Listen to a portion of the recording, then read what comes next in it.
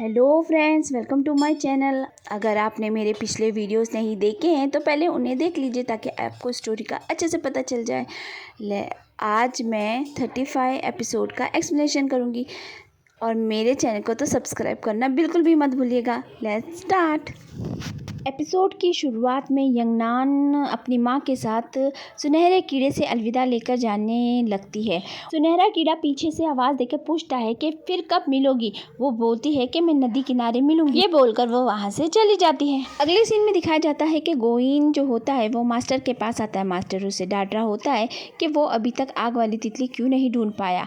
तभी चिंगनान वहाँ पर आ जाती है और उन्हें वो तितली देती है और उसे देखकर वो बहुत खुश हो जाते हैं। चिंगनान बोलती है कि बाई नज़र नहीं आ रहा है और ये भी बताती है कि मास्टर चैंग भाग गए हैं और यूशी मारा गया है। तो मास्टर पूछते हैं कि तुम्हें बाई की क्या ज़रूरत है। वो बोलती है मुझे कोई दवाई लेनी है उससे। तो मास्टर बताते हैं कि बाई को मैंने कुछ काम से नीचे भेजा है, इसलिए तुम्हें जो भी दवाई चाहिए तुम मुझसे ले सकती हो। वहाँ पर बेचारा बाई गुई अपनी पूरी ताकत खो देने के बाद उदास सा बैठा हुआ होता है। गोइन वहाँ पर आता है और उस पर झूठे झूठे इल्ज़ाम लगाने लग जाता है और उसे बोल देता है कि अब मास्टर तुम्हें कभी भी तुम्हारी ताकत नहीं लौटाएंगे और तुम्हें इसी तरह ज़िंदगी जीनी होगी मर मर कर, और उसे बहुत मारता है।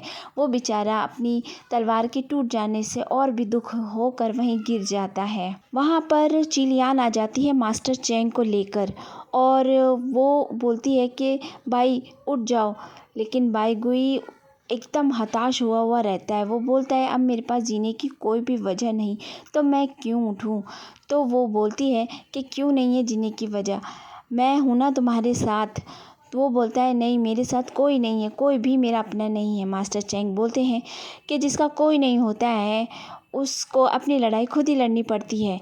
तो सीन यहीं पे कट हो जाता है। अगले सीन में हमें यिंगची दिखाया जाता है जो कि अपने घर पर आता है। हाव हाव होती है जो कि उसके लिए एक ब्रेसलेट बना के लेके आती है। वो कहता है ये मेरे लिए है। वो बोलती हाँ ये तुम्हारे लिए है। वो बोलता है कि तुमने क्या बनाया है ये। तो तू बोलता है कि ये लड़कियों जैसा नहीं लग रहा। वो कहती हाँ मैंने ही तो बनाया है तो लड़कियों जैसा तो होगा ना। तो वो बोलता है कि तुम्हें पता है मैं किसी और को पसंद करता हूँ। तो वो बोलती है कि यंगनान को पसंद करते हो। वो कहता है हाँ। तभी वहाँ पर यिंगची को बुलाने के लिए कोई आ जाता है और वो उसके साथ चला जाता है। हाव हाव जो होती है वो तू को लेकर उसके पीछे पीछे ही भाग जाती है।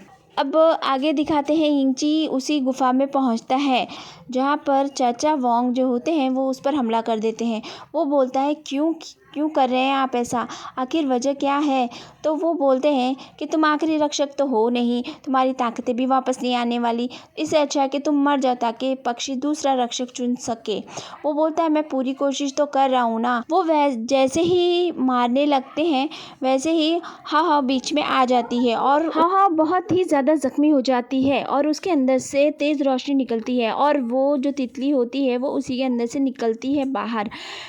यिंगची भी उसे बचाने की कोशिश करता है, चाचा वोंग भी बचाने की कोशिश करते हैं, लेकिन कोई उसे बचा नहीं पाता है और उसकी अंदर की अग्नि निकल कर बाहर आ जाती है। और गोइन जो होता है वो उस तितली को लेके भागने लग जाता है। चाचा वोंग उसके पीछे जाते हैं और उससे लड़ाई करके वो उसे वापस लेकर आते हैं अपनी बेटी को बचाने के लिए। वो तितली को उसके अंदर डालते हैं लेकिन वो अग्नि उसके अंदर जा ही नहीं रही होती है और यहाँ हमें पता चलता है कि काफ़ी देर होने की वजह से लेट हो गया है और अब वो बेचारी लड़की ये बोलकर कि बाबा अब बस बहुत हो गया कह के मर जाती है। उसके बाद वो पूरी गुफा अपने आप ही गिरने लग जाती है और टूट कर बिखरने लग जाती है। सारे लोग वहाँ से बाहर निकलते हैं और सीन यहीं पे कट हो जाता है। बाहर आ जाने के बाद चाचा वोंग बहुत ज़्यादा रोते हैं। यिंगची बोलता है कि मैं इसके मौत का बदला ज़रूर लेकर आऊँगा और वो गुस्से में वहाँ से निकलता है। अगले सीन में हमें दिखाया जाता है मास्टर जो कि बहुत ही ज़्यादा खोए खोए होते हैं, उन्हें बाई के लिए बहुत ज़्यादा बुरा लग रहा होता है और वो चाह रहे होते हैं कि वो जल्द से जल्द ठीक हो जाए। वो उससे मिलने के लिए गुफा के अंदर जाते हैं और उसे समझाने की कोशिश कर रहे होते हैं, लेकिन बाई उन्हीं को पकड़ लेता है और कहता है कि आज तक मैंने आपकी हर बात मानी, चाहे वो अच्छी हो बुरी हो, चाहे वो कोई भी बात हो। आपने जैसा कहा मैंने वही किया, लेकिन आपकी वजह से मैंने सब कुछ खो दिया, अपना प्यार खो दिया, अपने साथी खो दिए, जिन लोगों को मैं चाहता हूँ वो सब मुझसे दूर चले गए। अब बहुत हो गया। ताकत खोने का गम क्या होता है अब मैं आपको बताता हूँ। और वो उनकी पूरी की पूरी जो भी उनकी जो शिक्षा की ताकत होती है, जादुई ताकत होती है, वो सब कुछ खींच लेता है और उन्हें वहीं पर मारने की पूरी कोशिश करता है। वो बेहोश होकर गिर जाते हैं। यिंगची आता है वहाँ पर शेंचू में। यिंगची शेंचू पहुँचता है और बोलता है कि मुझे मास्टर से मिलना है, मुझे बताइए। और वो गोइन कहाँ है, मैं उसे ढूंढ रहा हूँ। तो 2-3 लोग जो होते हैं वो बोलते हैं कि तुम इस तरह की बातें नहीं कर सकते, तुम यहाँ आए क्यों हो, बताओ। तो वो बोलता है नहीं मुझे तो बताओ मास्टर कहाँ है। तो एक लड़का बोलता है कि मैंने उन्हें उस गुफा की तरफ जाते हुए देखा है। यिंगची उस गुफा में चला जाता है और जब वो अंदर जाता है तो देखता है कि मास्टर बेहोश पड़े हुए हैं। वो उन्हें संभालने लगता है तो पीछे से कोई अचानक उसके सर पर हमला कर देता है और वो बेहोश होकर गिर जाता है। अब ये होता है हमारा बाईगुई। बाईगुई उसकी तलवार लेता है और मास्टर के अंदर गोप देता है और उन्हें वहीं पर मार देता है और सीन यहीं पे कट हो जाता है। अभी हमें जंगल का सीन दिखाया जाता है जहाँ पर चिलियान होती है, मास्टर चैंग से बोल रही होती है कि अब आप ठीक हो चुके हैं तो अब आप अपने रास्ते जाइए और मुझे अपने रास्ते जाने दीजिए। मास्टर चैंग बोलता है कि हाँ ठीक है, मैंने जो किया वो। उसके बाद अब हमें एक फ्लैशबैक दिखाया जाता है जहाँ पर पता चलता है कि मास्टर चैंग ने वो 2 पेंडेंट जो थे उन्हें जोड़कर बाईगुई को उसकी सारी जो युद्ध कला थी सीखने के लिए दे दी थी। उसकी वजह से बाईगुई बहुत स्ट्रांग हो गया था और इस वजह से उसने अपने मास्टर को मारा था और उसने अपनी ताकत के बदले में मास्टर चैंग को ठीक कर दिया होता है। अब चिलियान उन्हें जंगल में छोड़ के वहाँ से चली जाती है। मास्टर चैंग बोलता है कि अब मैं ठीक हो गया हूँ, अब मुझे उस पत्थर को हासिल करने से कोई नहीं रोक सकता। और सीन यहीं पे कट हो जाता है। अगले सीन में दिखाया जाता है कि बाइली गुआन जो होता है वो एक जंगल में होता है। वहाँ उसे उसकी बीवी नज़र आती है। वो उसको बोलता है कि तुम आ गई, अब मैं तुम्हारे साथ चलता हूँ। वो और अपने बेटे को भी बुलाने जाने की बोलता है, लेकिन वो बोलती है नहीं, उसे नहीं बुलाना, सिर्फ हम दोनों चलेंगे। और उसकी आँख खुल जाती है। उसे पता चलता है वो सपना देख रहा था, लेकिन अब उसे एहसास हो जाता है कि वो उसे लेने आई थी। इसका मतलब है कि अब उसके पास ज़्यादा वक्त नहीं है और वो अपने बेटे को एक अच्छा हथियार देता है और उसे मजबूत बनने के लिए कहता है।